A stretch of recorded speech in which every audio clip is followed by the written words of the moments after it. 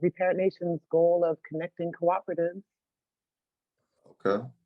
And then just like, we had just like you announced it the first time, really, at the conference, it was really good. But yeah, just something about that. Okay. And what's the segment called again? It's Cooperatives around the diaspora, or the diaspora chronicle. Okay. Hitting the road. I think I put it on there, but it can totally change. Okay. Okay, let me get 1 second. Okay, I'm ready. Okay, greetings. Yes, we're getting ready to start our segment on travel, and this is travel within the African diaspora, but we kept it close to the States on this one. A lot of us have roots in the South, and so we decided as Repair Nations to go travel to the South this summer to go connect with our different cooperatives within New Orleans and Jackson, Mississippi.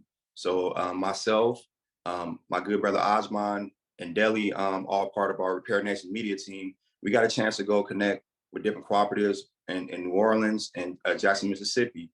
And we want to give a shout out to Co-op New Orleans for helping us to be introduced to many different cooperatives out in New Orleans. We got a chance to see many different Black-owned businesses. And also we got a chance to connect and learn some history that we'll be able to share through our different podcasts and documentary series.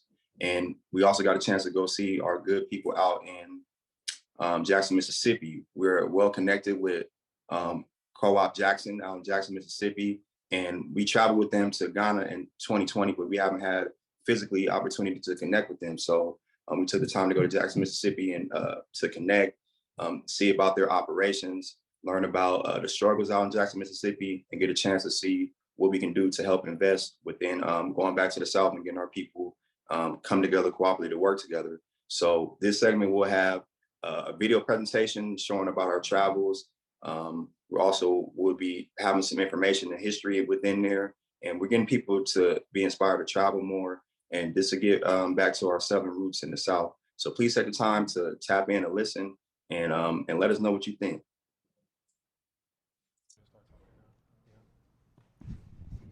One. So in the meantime, while we get this video together, I just would like to highlight some of the memories that I had traveling with my brother Deli and Michael. Traveling to the South was very cathartic for me. I have family that is from Louisiana. On one side, I'm third generation Oakland. On another, we've been out here for this. I'm the second generation, and both sides are from the South. One side is from Louisiana, my mom's side, or excuse me, my dad's side. And so there was a part where it was a time to get connected with myself. Going to New Orleans was interesting. It was so much culture. It was so much. It was so much passion that we were able to get from the people doing their organizing. We sat with folks who have been working in their communities, helping people with housing, helping people create narratives that are healing to see and tell the history of their city. We learned about some of the political movements going on. Sister Tama gave us a great tour around the city. So we got to hear about the works her and her husband have been working on. So it was very inspirational. It was very inspirational because we're doing a lot of work out here in Oakland, and to go out to New Orleans and to see how they're moving out there. We came back with so much charge. Like we were overflowing with just energy. So one of the things that I really want to impress upon people is our people go back to Africa for sure. We went back to Ghana, we're going back, but please go back to the South as well. Repatriation is important. Is an important conversation, but also us as Cali people, us as folks on the West Coast, further removed from the South. We all have roots there, and there's a lot of disparity. There's a lot of inequality that goes on, and folks get neglected. And we saw that going to Jackson, Mississippi as well. So we were in the hotel. I turned on the water and it was brown. So this is in the hotel. This wasn't in someone's house. This is supposed to be a 3-4 star hotel. So the situation out there is very dire. We've heard about Flint, Michigan, but also know that Jackson, Mississippi is going through it as well. So we need to go back to the South to make those connections and to heal those connections that have been severed. Would you like to add anything, my brothers? Yeah. Like you said, go back to the South, but also reinvest into the South as well. There's a lot of empty buildings. There could be a lot more business flowing there just for the chocolate people out there. And I like the fact that it was predominantly chocolate people out there.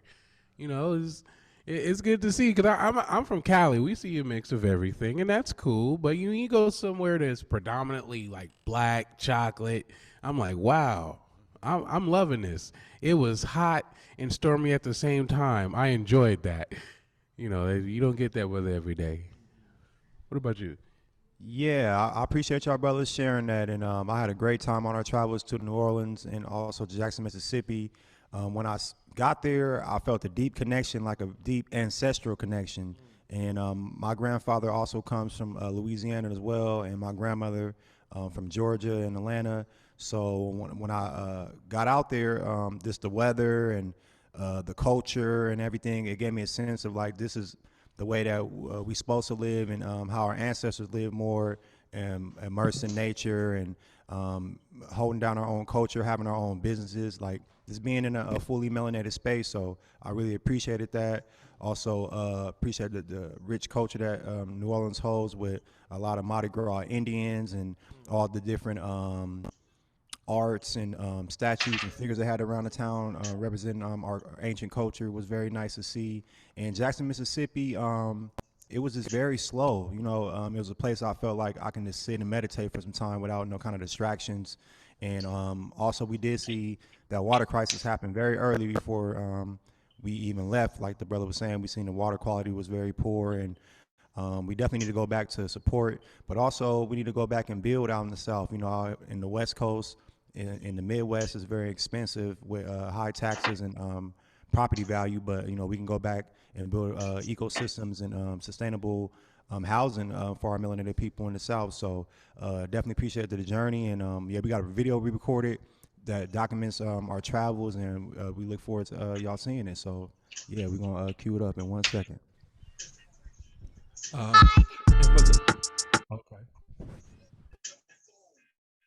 Aren't aware, please go research Cooperation Jackson. Go research Chokwe Lumumba.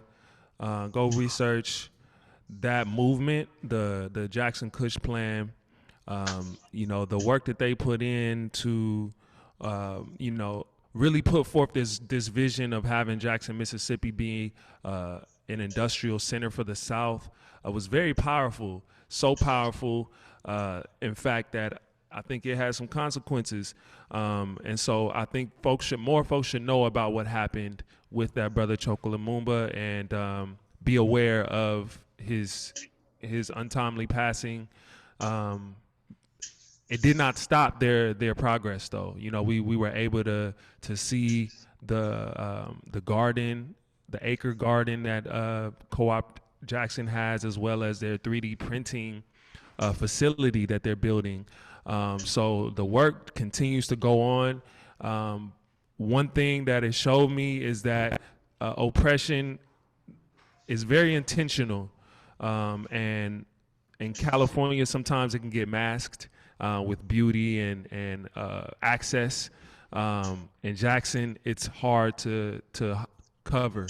You know, you can't sweep it under the rug. Every other building was empty. High school sized buildings uninhabited. For what reason? You know, with homelessness right in front of it, you got people walking with no home in front of empty buildings, and we see a sample of that out here. But out there, you know, where property is, you know, not as expensive as it would seem, it doesn't make sense. So we got to go back to the South, reinvest in the South. Are we queued up with the video? Okay, it's time for y'all to check it out. These are At our Repair Nations, travels. we want to help Black youth launch Check it out. cooperative enterprises that lead to sustainable economic security. This year, our theme for our conference is I versus We, How to Repair a Nation. In 2022, we visited multiple cooperatives in the South to learn about the work that they're doing. Our first stop was in New Orleans. Amy Stelly of the Claiborne Avenue Alliance Design Studio, as well as Tamai Israel and Jasmine of Cooperation New Orleans, gave us a tour of New Orleans, and we were able to talk about some of the issues affecting their city.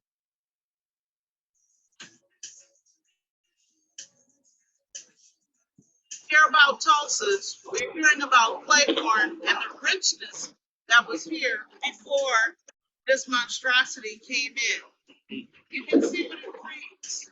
A lot of homelessness. Part of what the city is doing is they're locking them out of downtown and pushing them into neighborhoods like this. Comes things like the heroin traffic, because the homeless who are mixed in with the drug abusers, it all becomes one big ball of wax. And the heroin dealers deal in the street. They don't deal privately because they know the police and the Orleans aren't suing. So I've seen dealers pull up to homeless camps, deal.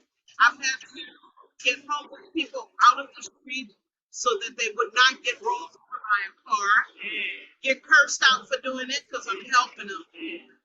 So this is not anything that creates a good environment in any city. You can see it's dirty. And one reason I wanted to stop up in here is because you're recording and you can capture the level of noise. Those of us who live near these highways, whether it's here, Oakland has theirs, this is the noise, this is what you have to deal with and contend with daily. It is not good for Black neighborhoods. After the tour, we met Dr. Lou Yisrael, a co-lead in Cooperation New Orleans, a group that helps provide training and helps find funding for workers to buy businesses and turn them into cooperatives.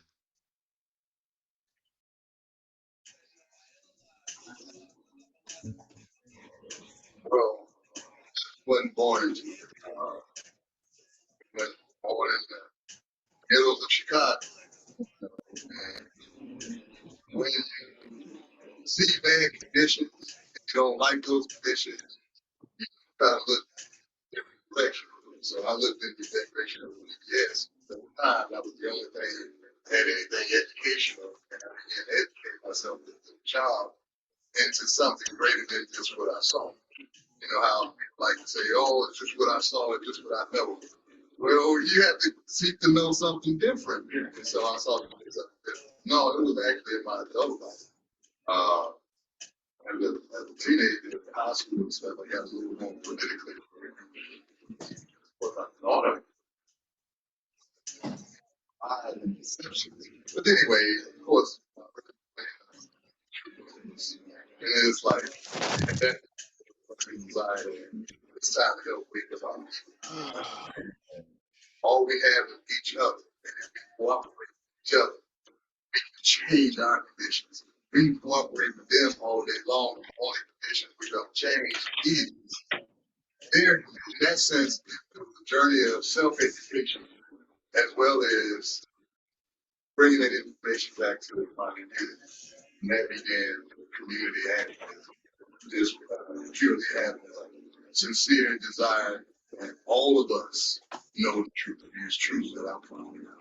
And all of us work together to better ourselves and to accident of somebody else who's not. They put us in this condition. I would really expect an active get us out of this condition and get some results.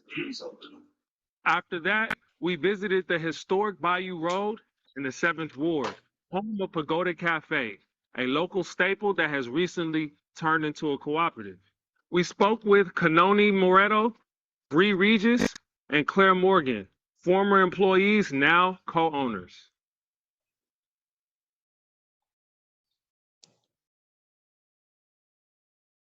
It takes a lot. It takes a lot.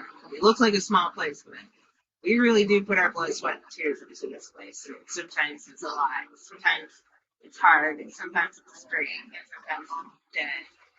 It's busy. You just have to roll with the punches. Yeah, I mean, that's what makes it so great that this will be a co-op, because it's not just one person taking on that burden like Shauna, our previous or our current owner, was doing after her partner left. It makes it easier, because like what I can't do, he could do. What Kiki can't do, Claire can do. I love that we work as a team though. Like, there's no wrong way because we all are still learning. So if it's like she said, something she doesn't know or something you feel like, well, hey, I'm stronger at that. I'm stronger at that. But it's like we get it. There's not one person that can run this business together. So we all need each other. We all deal with trials and tribulations, with scheduling, with waste, with people following instructions. You're not going to have a perfect staff, but we're close to it. If you dedicate yourself to being a co-op member or just even a staff member, because we don't disregard staff members that aren't co-op members. You still need that support system. Still need it. Still need that camaraderie. It's just very essential, because it takes a lot to open those doors, or even when we don't open those doors, it takes a lot. Like there's just a lot of different variables that we as an outdoor cafe always have to go through, whether it's the weather, whether it's what's going on in the back, or we have stock, something's not coming in. It's just a lot. Our last stop in New Orleans was with Helena Neely, founder of the Lower Ninth Ward Neighborhood Empowerment Network Association, where we talked about their work and how they're improving and empowering their community.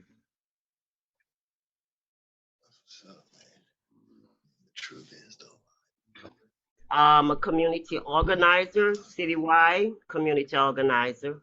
Also is one of the leaders for ROC. ROC is Restaurant Opportunity Center for all the workers in the hospitality business across the country.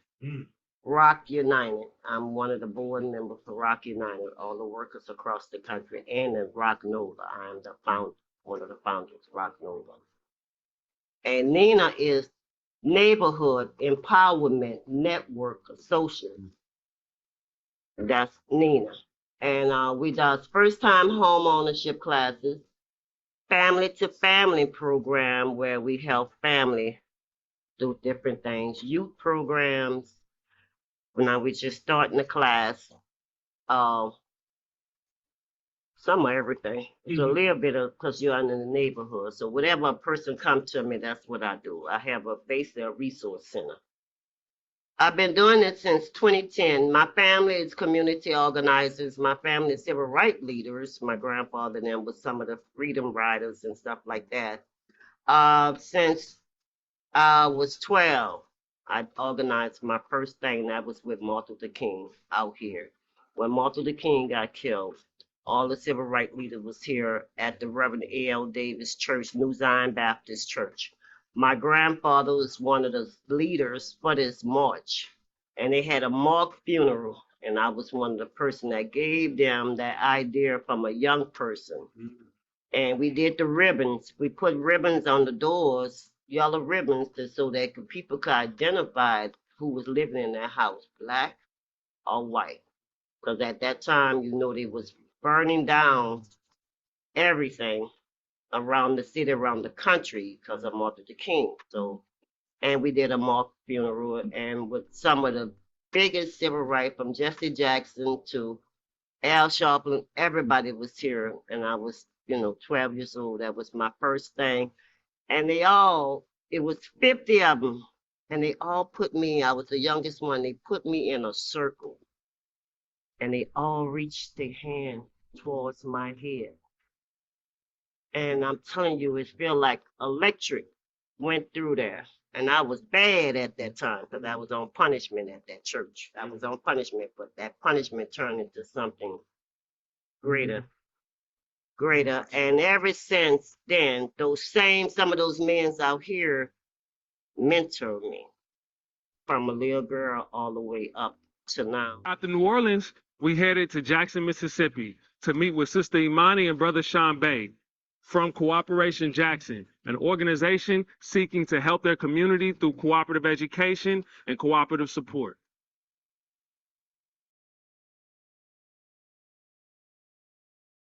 This vehicle to start cooperatives so we can have ownership of our labor and products, and vehicle to be self-sustainable in this community of Jackson.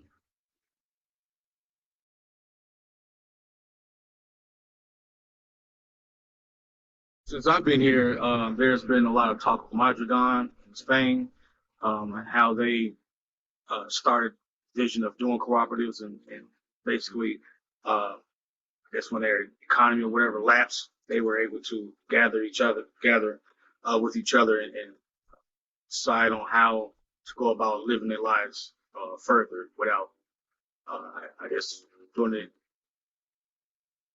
being involved like government wise, like more sustainable for themselves, people power.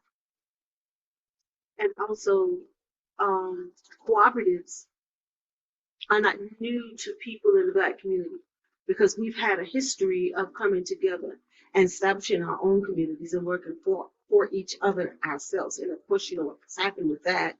When we establish our communities, others who do not like what we've done, being self-sufficient and independent, they come and destroy it. But I would that this organization and other organizations like this remember the lessons of the past, that we don't repeat whatever it is that caused us to fail, but we stay together. And right now, this is part of our struggle, is us trying to remain cohesive as a group and also take care of ourselves in spite of anything. If the government is not going to do it for us, then we need to do it for ourselves, because we're perfectly capable of doing it. So that's also another reason, another thing that's inspired us. I know personally inspired me to be a part of this and wanted to do that, because it's something that we need. As the cooperative movement continues to spread across the African diaspora, Repaired Nations is excited to bring education, resources, and community to each and every one of you. Welcome to the 2022 Black Solidarity Cooperative Conference.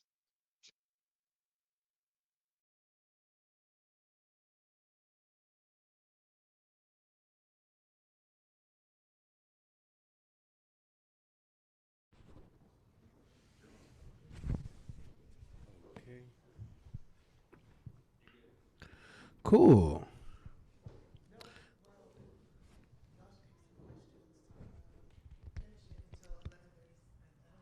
Okay, so let's take a few minutes. Does anyone have any questions or comments? Let's digest what we just watched.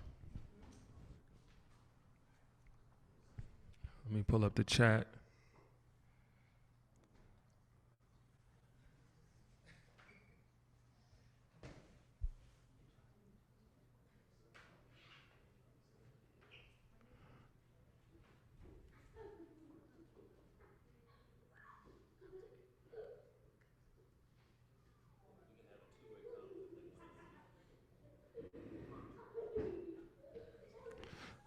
Powerful stuff that was, yes. So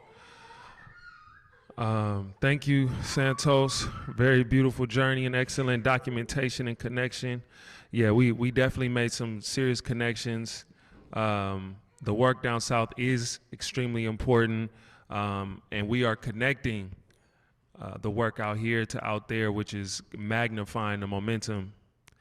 Yeah, and we did meet some other businesses, small businesses that we highlighted on our page as well, that we didn't even necessarily go out there to interview, but there were some very entrepreneurial Black folks out there that we just had to highlight. Any other questions? Like, well, what was most inspiring about what you watched?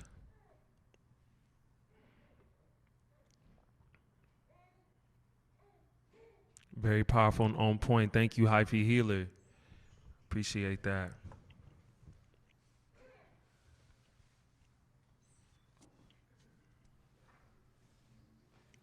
Has anyone else taken any travels to New Orleans or Jackson, was any of what they saw out there seen in this video? TJ said, seeing my folks build around the world. That's right. Worldwide diaspora. The rich legacy still present in the South. It's not going nowhere. We are extensions of that. Let's not forget that.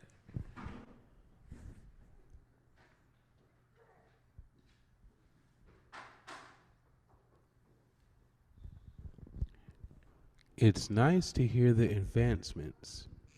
What advances have we made in Co-op Jackson? Outside of the seas? The fact that such a film exists is what moves me. Oh yeah, I'm glad we went out there just to shoot some film. We're going to be doing a longer doc. Just know that. Right, we had to condense our interviews into 10-minute, 15-minute segments. There were a lot of jewels being dropped. One of my favorite was when we sat with the sister in the 7th Ward, and she spoke about her history working in the South, but also just working in this world. You know, she talked about how she worked in the World Trade Center before 9/11, and how she was a head chef, you know, hired by the white owner, and you know, a lot of time the managers would hate on her and try to put her down, but the owners would come and see how hard she works and put her above the managers, you know. So she had all of these stories of just how she persevered, and how that energy was still with her in the South, and she's been helping a lot of people with that same warrior energy that she had even back then. She even saved her son during Katrina. That's right. That was a crazy story as well. Leela said, appreciate hearing the conversation workers are having as they transition from a traditional business like Pagoda Cafe, the process of conversion, the celebration of our legacy. That's right.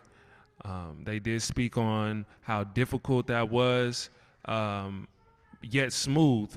The difficulty was one of the things they highlighted was the acceptance of the community. You know, you have people that don't like to see change in their communities, which is understandable. But if that change is towards a cooperative change, I would say to our community, let's give it a chance.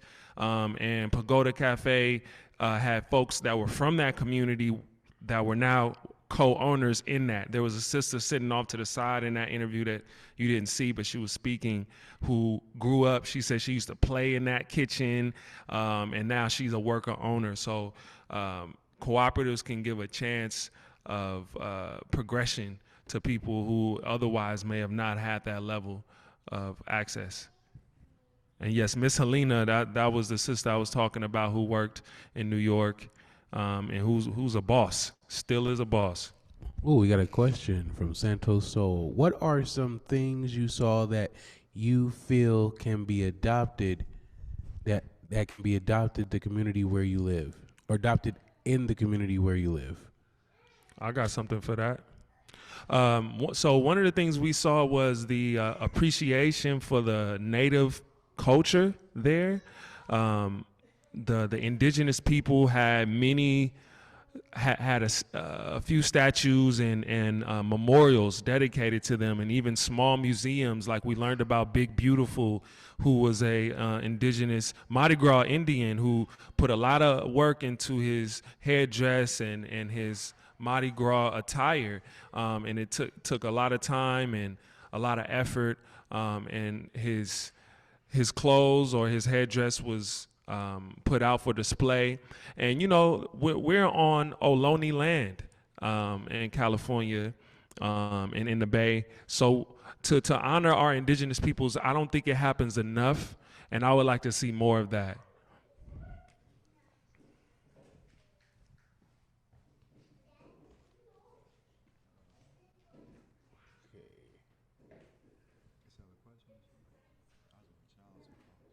Okay, Michael, you want to say some things, brother? Yeah. I just wanted to appreciate the time and energy that we spent on our travels, and like we were saying, we traveled and met a lot of different people that we didn't get a chance to highlight in the video. So I just want to shout out a few names. The Treme Coffee House, you know what I'm saying, was a spot that we started off doing our tour out. So shout out to Treme Coffee House. We want to thank Amy Stelly with Claiborne Avenue Alliance. She gave us a great tour of the Treme Community Center out there in New Orleans. So we want to shout her out. Tamar Israel, of course, you know, she was our main contact that introduced us to a lot of people out there in New Orleans. Want to shout her out. You know what I'm saying? Jasmine Doughty, she also was a great tour.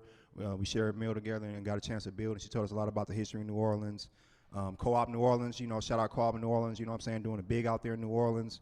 Our good brother Lud Israel, you know what I'm saying, with the Yahweh Life Center in collaboration with Co-op New Orleans, you know, beautiful organization. They're doing a lot of great works out there. The Velveteen Lounge. This is another cooperative owned business out in New Orleans that has a bar space that we got a chance to spend out there. Civic Studio, shout out to my good brother Nick, man. I might have met a cousin out there. That's how it goes down the South. I met my brother Nick with Civic Studios. We started building afterwards. He sent me his contact information with his name. His last name, same as my last name. And my grandfather come from Louisiana, so I might have met a cousin, you know what I'm saying, on the trip. So I want to shout out everybody at Civic Studios.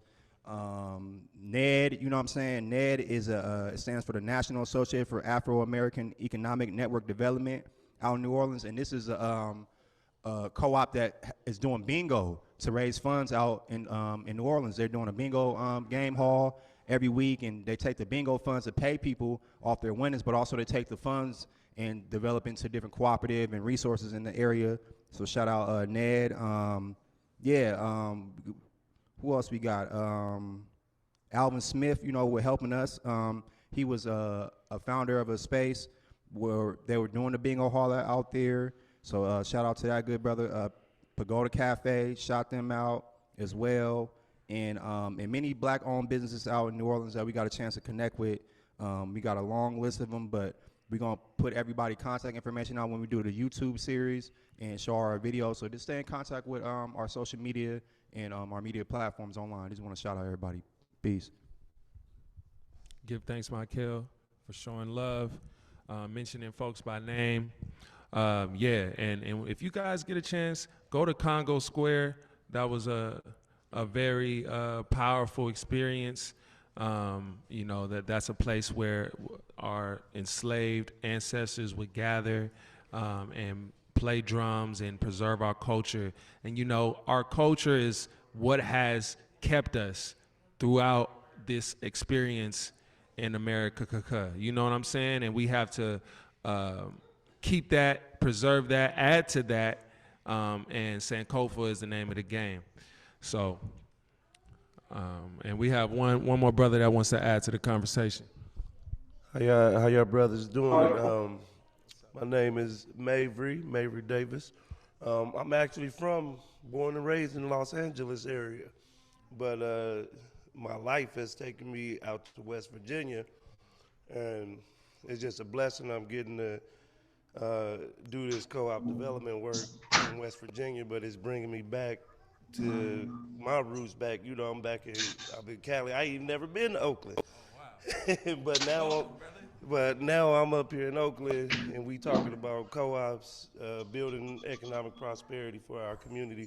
And a little bit later today, I'm going to be talking on some of the work we do in West Virginia. So we talking about connections. We all over the world. We worldwide. We nationwide. And I'm just happy to be a part of this. We're happy to have you, brother. Thank you.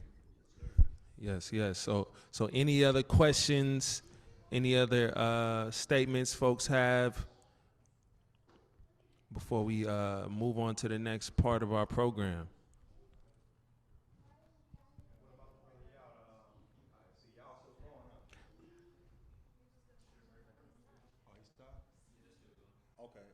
So you got like another 4 minutes.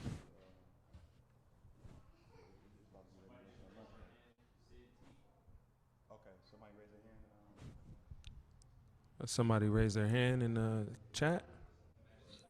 Yes, can you hear me?